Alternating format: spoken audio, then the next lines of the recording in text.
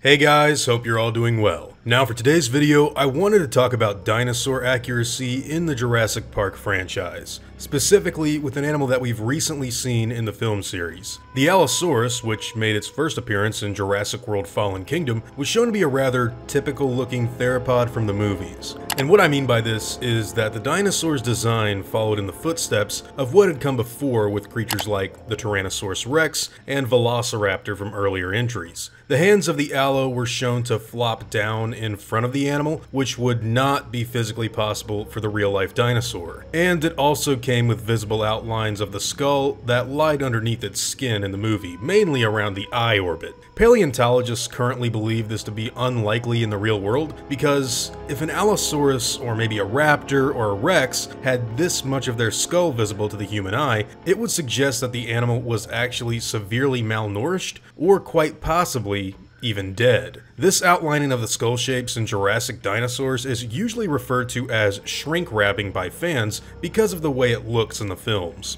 Now, there's nothing necessarily wrong with having the Allosaurus look the way it did in Fallen Kingdom. Like I said earlier before, those attributes were typical of Jurassic Park dino designs, and they've honestly got a great excuse to look slightly different because, well, they're not 100% real-life dinosaurs. Remember, Jurassic Park has always been the mixture of prehistoric DNA with that of amphibians and other such blood. At this current point in the timeline, no dinosaur in the Jurassic series has ever been explicitly shown to be grown without the help of foreign DNA. They're all hybrids, plain and simple, case closed. But with that being said, Colin Trevorrow's new dinosaur design in Battle at Big Rock has teased something extremely interesting.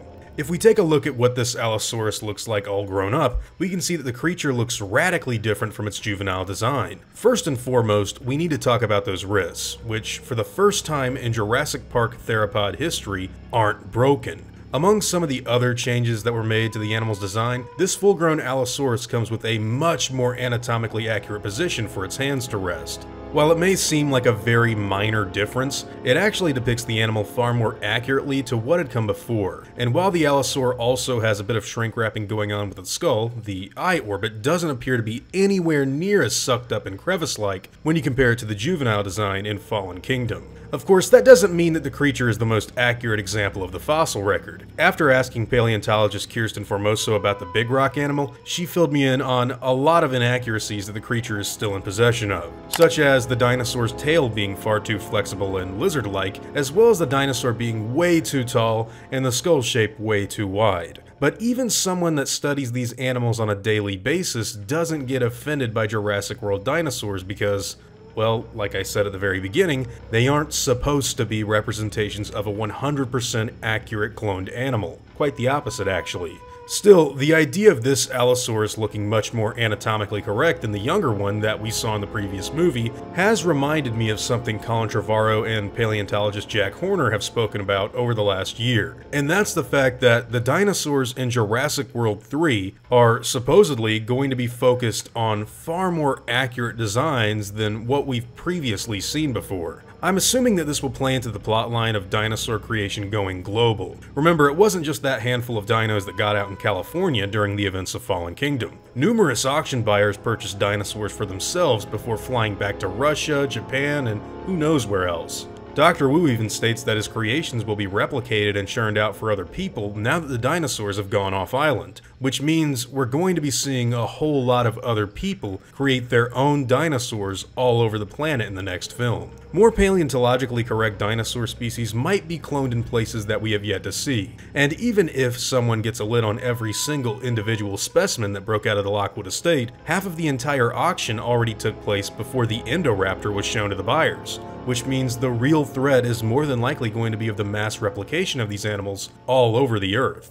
With Battle at Big Rock's Allosaurus design looking far different from the juvenile, it looks like the team behind these movies are already gearing up for more accurate dinosaurs. True, we've seen babies look different from their adult counterparts before, but Big Rock's Allo seems to be the one with the most distinguishable differences, and I think a lot of that happens to be a taste of things to come. Anyways, I wanted to ask you guys what you personally think about the Allosaurus in Battle at Big Rock, as well as Fallen Kingdom. Which design are you a bigger fan of, and what do you think of more paleontologically accurate designs in Jurassic World 3? At first I was under the impression that the Allosaur's massive size might be alluding to some saurophagang stuff going on, but apparently the jury is still out on that dinosaur being a legitimate species and not just a really big allosaur.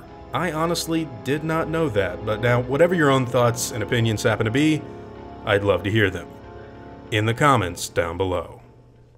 Now before I go, I'd like to thank all of my game wardens, as well as all of my InGen executives.